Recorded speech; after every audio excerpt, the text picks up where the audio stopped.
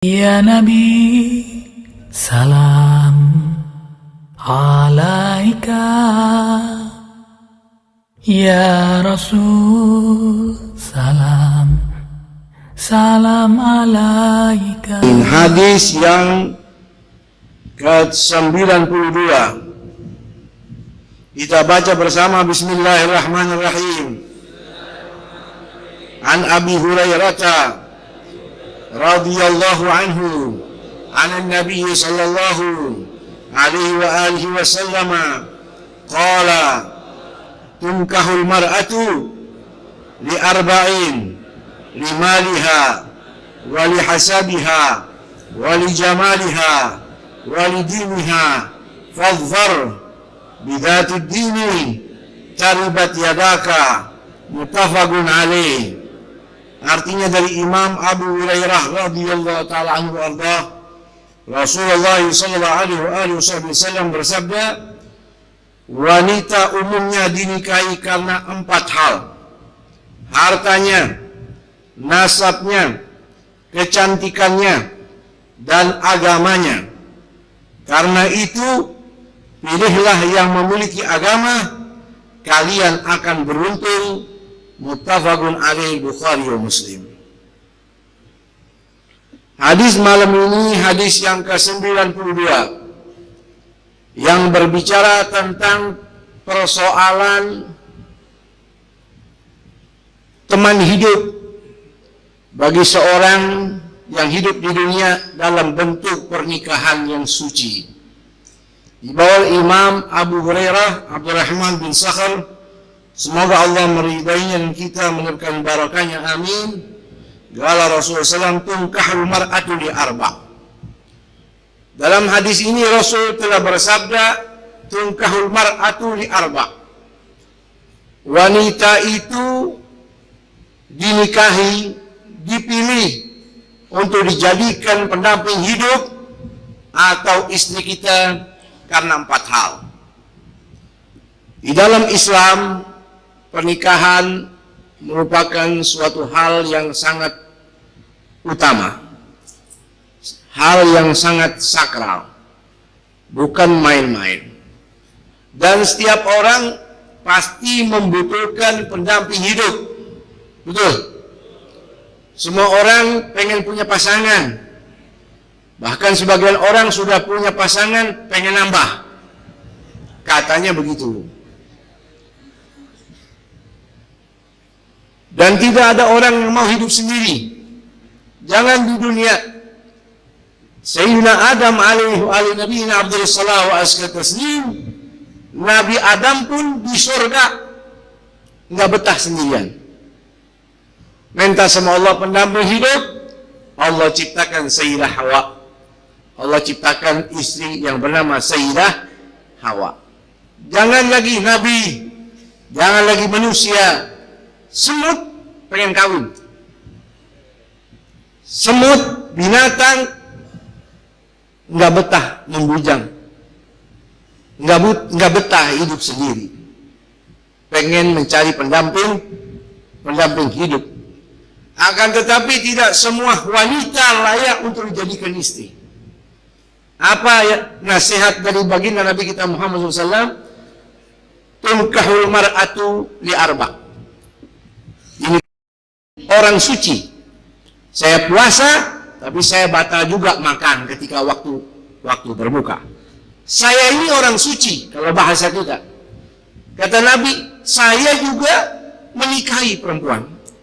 Artinya saya Nabi saja nikah, masa iya kamu nggak nikah? Jadi ketika orang menikah, isti'adhaman wa ihya'an li sunnatil habib sallallahu alaihi wasallam. Orang nikah berarti menghidupkan sunnahnya Rasul. Mudah-mudahan yang belum pada nikah, Allah kasih jodoh yang baik. Baik yang laki maupun yang perempuan, yang hadir pada malam ini maupun yang mendengar suara ini, mudah-mudahan Allah anugerahi pasangan hidup, pendamping hidup yang saleh dan salihah, amin ya rabbal alamin, yang bermanfaat dunia dan akhirat. Yang pertama, limaliha. Kata Nabi, nikahi perempuan, lihat hartanya. Karena hartanya. Maksud hadis ini bukan cari wanita yang kaya, bukan. Karena ada wanita yang kaya selalu haus. Karena ada wanita yang kaya tapi tidak dekat dengan Allah dan Rasulnya. Artinya lihat secara maknawi, carilah wanita yang cukup. Hidupnya sederhana. Dia berada di bawah garis kefakiran dan kemiskinan. Itu akan membahagiakan kamu. Bukan berarti dunia menjadi tolak ukur dari baginda Nabi kita Muhammad SAW untuk kita para pria mencari wanita yang memiliki harta. Bukan. Karena harta bukan segalanya. Betul. Harta bakal habis. Orang nikahi perempuan, cari perempuan karena dia kaya. Ingat, harta bakal habis kalau dia tidak bisa menjaga. Harta bisa menjadi jembatan yang menghantarkan dia ke jurang neraka Allah. Mencari istri karena tujuan harta akan mendatangkan fitnah, akan mendatangkan kesombongan dari wanita itu kepada sang suami. Betul. Mencari wanita karena memiliki warisan yang banyak, dan ini terjadi. Betul. Cari perempuan istri, dia cari warisannya karena banyak tanahnya di mana-mana. Katanya begitu. Akhirnya dinikahin.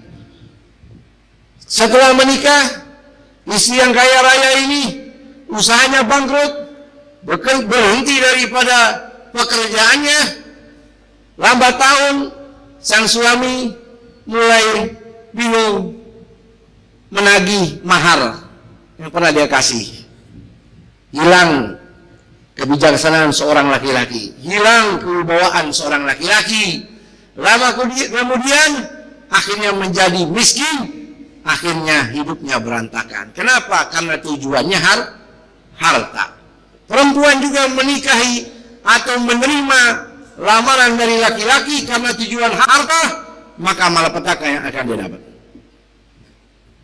Makanya baginda Nabi kita Muhammad SAW dalam hadisnya, "Idza ja'akum man tardawna dinahu wa khuluquhu fazawwijuh." Kalau datang kepada kalian orang yang meminang putri-putri kalian, lihat dua hal, lihat akhlaknya, lihat agamanya. Kalau kalian suka dengan akhlaknya bagus, agamanya sama, fazawwijuh, jangan lihat yang lain, buru-buru nikahin. Buru-buru nikahi. Ini perintah Rasul. Ketika seorang istri mencari suami hanya yang kaya, ingat, kekayaan tidak akan mendatangkan ketenangan bagi sang istri tersebut, karena kekayaan dan harta dunia itu akan sirna ketika berada di tangan orang yang tidak saleh kepada Allah dan Rasulnya. Ibu bapak hadirin hadirat rahimakumullah. Yang kedua kata Nabi, wali hasabiha. Dan cari perempuan lihasabiha karena kedudukannya. Mungkin hasabiha lebih cocok diartikan bukan keturunan, bukan nasab, tetapi kedudukan. Dalam kedudukan di sini ada yang bernasab. Lihat bapaknya, apakah bapaknya orang baik, ibunya wanita salehah, apakah bapaknya orang saleh. Apa bapaknya dikenali oleh orang-orang ini bisa jaga lisan dan memiliki kehormatan, atau bapaknya ini memiliki kedudukan duniawi, dia mantan pegawai negeri, dia mantan menteri, atau dia mantan raja sekalipun. Dia lihat nih kedudukan dalam segi duniawi atau dalam segi ukhrawi, masuk di sana ada nasab. Ketika orang mencari istri, dia berpatokan hanya kepada kedudukannya, biasanya akan kecewa. Dia mencari pasangan hidup yang tingkat kedudukan martabat dunianya lebih tinggi. Ketika terpancing emosi, sang istri akan mengangkat suara dan mengatakan, "Kamu anak petani, saya ini adalah anak seorang bangsawan." Salah dari awal ketika mencari. Betul apa tidak? Makanya baginda Nabi kita Muhammad SAW memperhatikan masalah kafa'ah, apalagi kalau dia bernasab ke orang-orang yang terus ke atas bersambung kepada Rasulullah. Dia harus jaga, jangan sampai diputus di tengah jalan karena pernikahan yang salah. Na'udzubillahimin min zalik. Nggak boleh sembarangan kita menikah. Lihat aturan lain daripada baginda Nabi kita Muhammad SAW. Takhayyaru limutafikum, carilah kalian tempat yang baik untuk meletakkan benih kalian. Nikahi al-akfa, angkihul akfa, nikahi yang sejajar sederajat sama kamu. Wa angkihu ilaihim, cari yang sekufu sama kamu. Kalau tidak, kamu nyesel, kamu bakal sulit, kamu bakal susah.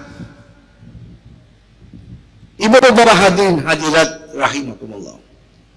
Yang ketiga kata Nabi, wali jamaliha, cari istri karena kecantikannya. Tidak ada laki-laki yang mau menikah dengan wanita, maaf, yang tidak cantik. Semua pasti harapannya pengen cari yang cantik. Sebagaimana dianjur. Ini naluri manusia normal.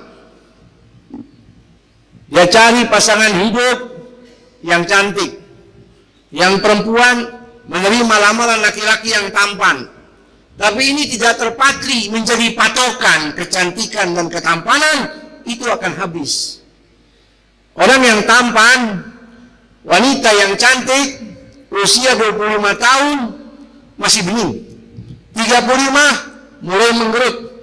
45, mulai keriput. 50 ke atas, punggungnya mulai membungkuk. Terus ke atas, rambutnya putih semua. Kecantikannya kemana? Hilang. Salah kalau kita mencari wanita hanya karena kecantikannya. Mengapa? Karena kecantikan akan pudar. Lagi yang bedaknya tebal, kena air luntur. Ini salah. Kalau kecantikan menjadi patokan, salah. Pertama, lihat segi hartanya cukup, keturunannya orang baik. Yang ketiga, apa? Kecantikan. Soal keturunan juga dicari tadi betul-betul. Dalam kitab Mughnil Muhtaj dikatakan wa tukrahu an-nikah bintu zaniyah. Makruh orang menikahi, maaf, anak haram. Maaf, menikahi anak zina. Menikahi, maaf, dengan wanita yang dikenali anak haram atau anak zina. Kenapa? Li'annahu yu'iruha lidana'ati asliha.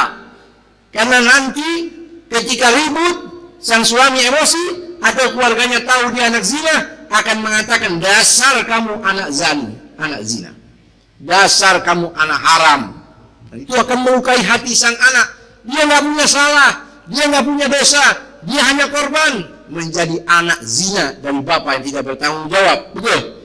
Dalam kitab Nihayatul Muhtaj dikatakan juga wa yustahabu, disunahkan cari wanita dayyinah nasibah, yang agamanya bagus. Nasibah itu ma'rufatul asal, ketahuan bapaknya. Nggak boleh nikah dengan wanita yang tidak punya bapak. Boleh nemu nikah dengan wanita yang tidak ada keluarganya, makruh hukumnya, bukan haram, makruh. Kenapa kata ulama? Nanti ketika cekcok Anda bingung mau mengadu ke siapa, dia nggak ada bapaknya, nggak ada ibunya. Ngadu ke pamannya nggak ada, bibinya nggak ada, boleh nemu. Nah itu makruh. Jadi perhatikan apa yang diperintah dan dianjur oleh baginda Nabi kita Muhammad SAW. Termasuk soal kecantikan ini. Kecantikan nggak jadi patokan, tapi boleh menjadi ukuran. Karena kecantikan, ketampanan bukan segala-galanya. Kalau orang berpikir sehat, memandang secara hakikat, meninggalkan lahiriah, dia teringat hadisnya Rasulullah SAW. Berarti dia akan mengatakan, betul apa yang disabdakan Rasul. Walidinha, yang keempat, lihat agamanya. Agama nggak akan mati. Agama tidak akan habis, dia bawa sampai dia mati.